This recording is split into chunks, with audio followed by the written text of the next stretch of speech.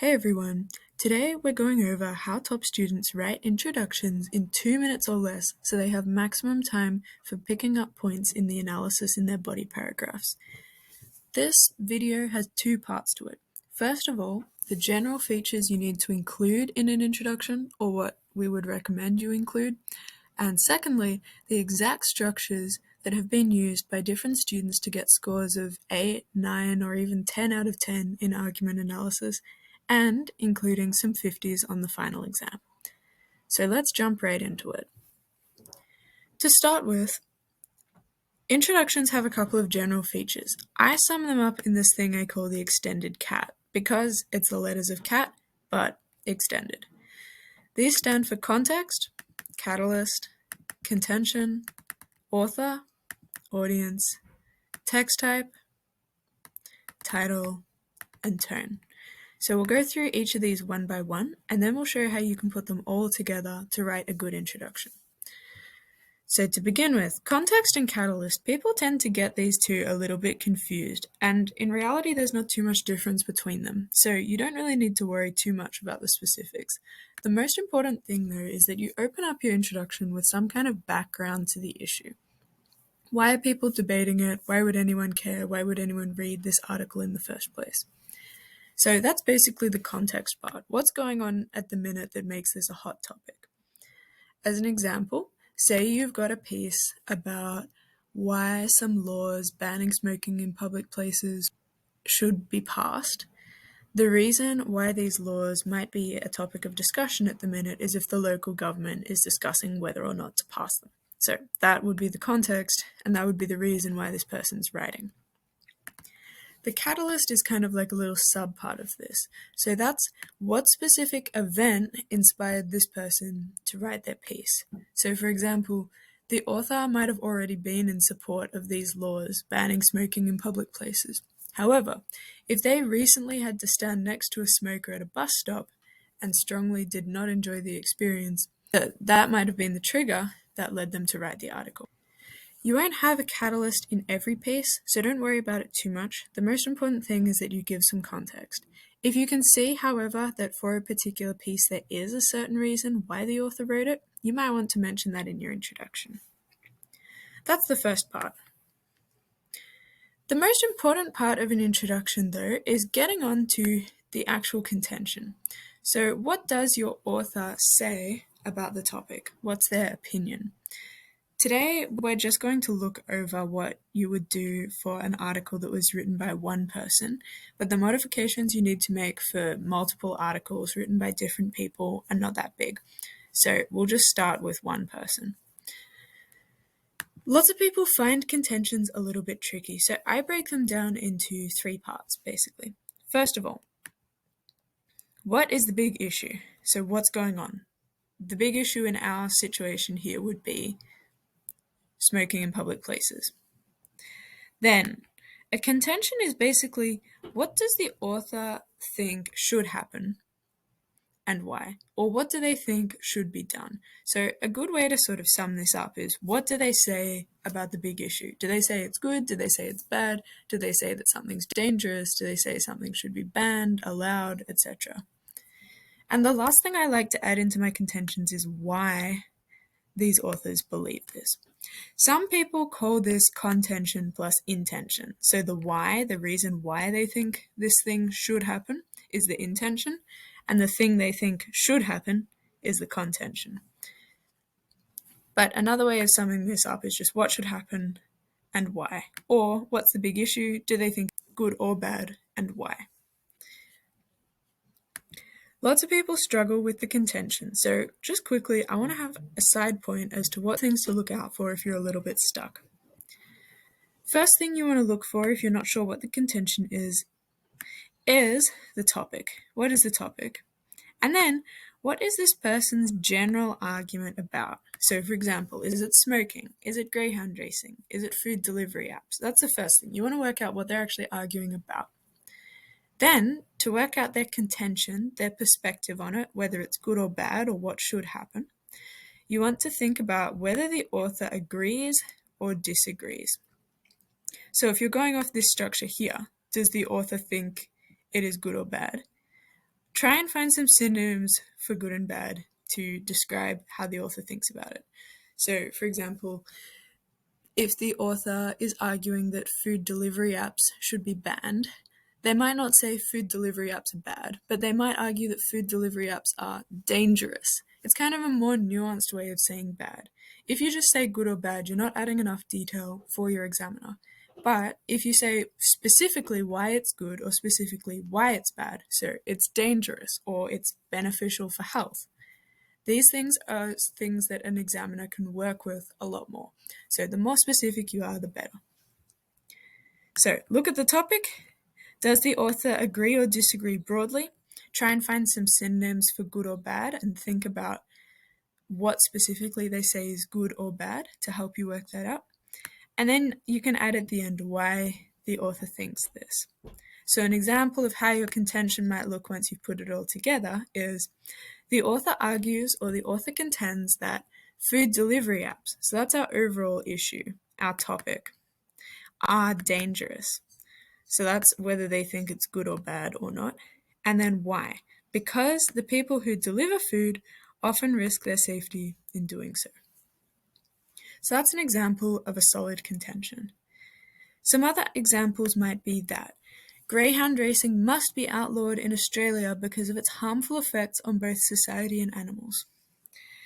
Smoking is bad because of its effects on health, and Melbourne should build more high-rise apartments in order to economise on space. As you can see, each of these contentions falls into one of these two categories we outlined above. What is the issue and does the author think it's good or bad? And what should happen or why? This is an example of the author thinking that something is bad or dangerous. This is another example of someone saying that a topic is bad or dangerous. And these two, something must be or should be done, these are examples of what should happen and why. So to recap contentions, there's two things you want to look for. What's the big issue and does the author think it's good or bad? Or is the author saying that something should or should not happen? So congratulations guys, we've gone through the first three parts of a solid introduction. We've got our context, we've got our catalyst, and we've got our contention. So these are the first three things you need to include that give your audience a little bit of background to what you're saying, and then start analyzing the person's argument, your author's argument, by telling us what they're saying overall. So those are the 3 C's from my extended CAT. Let's have a look at the next two. Author and audience. Author's usually pretty non-contentious, so I haven't put too much here. Generally, the author's listed. The only times your author will not be listed is if it's an editorial. So an editorial is where a newspaper or a magazine or a publication of some kind has a little piece at the start of their publication that basically gives that publication's official view on the topic or the state of the world at the time. This official view of the paper is given by the editor, so that's why it's called the editorial. And generally it will be signed as the editor or the newspaper. Occasionally the editor will put their name there, but most of the time that won't be there, because the idea that is that it's not so much this editor's specific view on the topic as it is that publication's view. But in general, it'll be listed, and your author is a pretty easy one to find. Since first recording this, I realized there's a much more efficient 4-step framework you can follow to work out the audience for any kind of article you might be given in a SAC or exam. So instead of going through all these general questions, what kind of people will be reading the piece?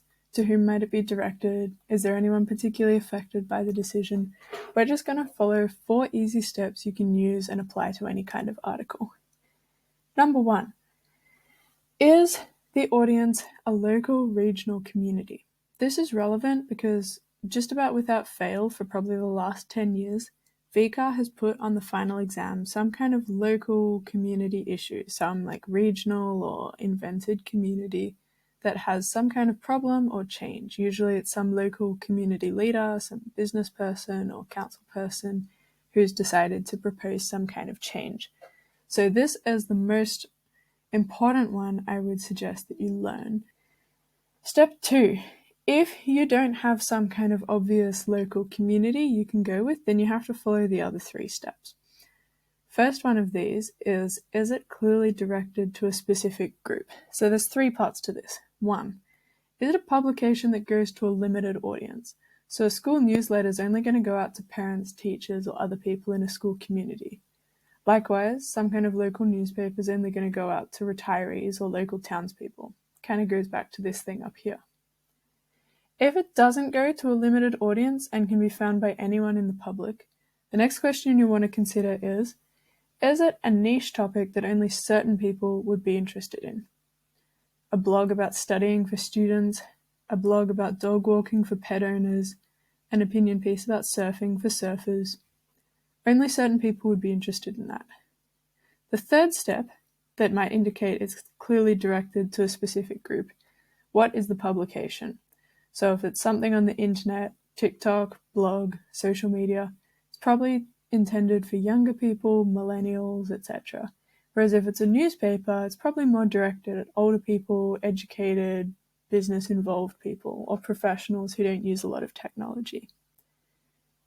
So step 2, is it clearly directed to a specific group? You want to think about, is it a limited audience? And if not, is it a niche topic? And what is the publication? Where is it more generally? Step 3, will anyone be particularly affected by the decision? 2 subsections to this. 1, people who live nearby. 2, people who'll have to pay for it. These are the 2 categories of people who are affected by decisions. And lastly, if you're really stuck and the audience really seems super broad and you can't seem to narrow it down at all, then your Hail Mary is to think about Australians, or you can vary this if it seems to be slightly more local, Victorians, Queenslanders, Melburnians, some subcategories for you, and taxpayers or the working class. So you can see these are just very broad extensions of section 3 up here. People who live nearby, people who'll have to pay for it. If you're interested, some other groups you can consider are those listed here, and you might want to go through some demographic questions to work out if that helps you out. But personally, I've never found these super useful. And now that I've got this 4-step framework, I think this is really all you need to be able to work out the audience for a given piece. And probably 70% of the time, particularly in exams, it'll fall into this one. So that's my super simple 4-step framework to finding the audience for any kind of piece you could be given. Great job, everyone. We've gone over the first 5 things that make up a good introduction. We've gone over our 3 C's, context, catalyst, and contention, and our 2 A's, author and audience. As you can see, the last part of our introduction are the 3 T's, text type, title, and tone. So let's jump into those. Text type's usually pretty easy. Most of the time you'll have an opinion piece or sometimes a letter to the editor.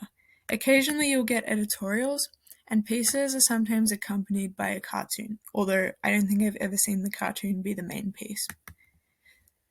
That said, often in SACs, teachers get a little bit more creative. So you might see speeches, newsletters, advertisements, public notices, radio broadcasts, blog posts, social media posts, or even magazine articles. If you're really unsure though, your safest bet is an opinion piece, because this technically covers all of the above 10 out of 10 times. It's just you get a bit more specificity and maybe like some bonus points in the mind of the marker if you're just a bit more specific about particular kinds of publications. So text type's usually pretty straightforward. Title, also very straightforward. What's the piece called? 99% of the time it'll be easily placed up the top. I don't think I've ever seen a piece where it isn't, but I'll leave that 1% just in case it exists somewhere. Last thing that's somewhat contentious is tone. So not all schools want you to include tone, but the majority of them do. And generally in introductions, teachers like it if you include 2 tone words. So what I mean by that is 2 words to describe the tone. I've given you some examples here. If you've got a piece that's more negative or critical towards a proposal, you might describe their tone as exasperated, frustrated, outraged, disappointed, ironic, sarcastic, or sardonic. Make sure you check when you're writing what each of the tone words you use means, you want to make sure that you're using something that's very, very accurate to the piece. If you're stuck and you can only think of one, I like to go with something like passionate or impassioned, because generally people aren't going to be writing an article if they don't care about it, if they're not passionate about the topic. And it works for both negative and positive articles. But for your other tone words, it's very important that they're specific, because something that throws markers off a little bit is if you're using vocabulary that's slightly wrong or that doesn't quite fit your sentence. So make sure if you use any of these that it does actually match that person's tone. As a side point, there are some example positive tone words here: excited, enthusiastic, happy, positive, hopeful, uplifted.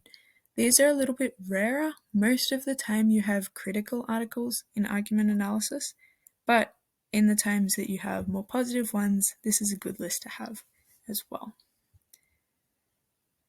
Some schools recommend people have publication details, so that's, for example, like the date and the publication that the piece appears in, so Herald Sun, 26th of September 2023, and they like you to put that in brackets after the title. You can do that if you want. I don't think I've ever seen someone lose marks for it, and I've never heard of people losing marks for it in an exam, either having it or not having it. But go with what your teacher says, because they're going to be the ones marking your SAC and also giving you feedback in the lead up to the exam. So this one kind of varies school by school. Great job, everybody. We've gone through the extended CAT. We've covered what context, catalyst, contention, author, audience, text type, title, and tone are, and we've spent a little bit extra time on contentions and audiences, as these seem to be the two places that students get stuck most commonly.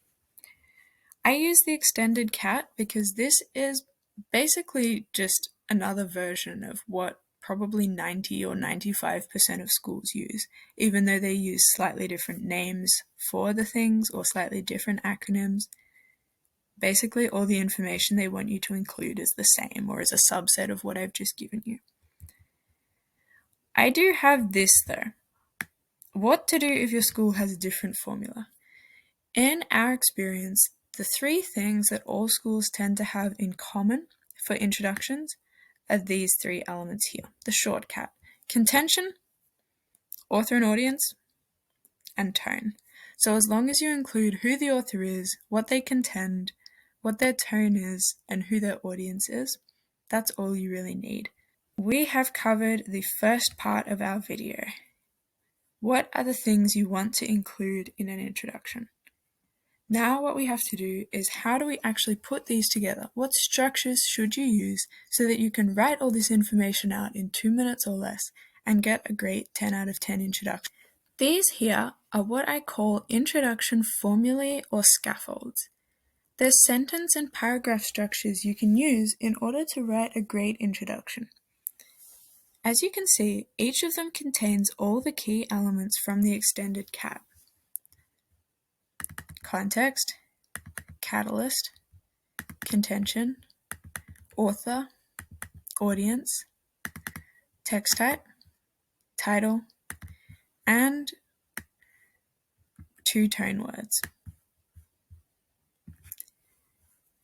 This is actually the exact structure that some of our people who got scores of 50 in English wrote in all their SACs and in the final exam.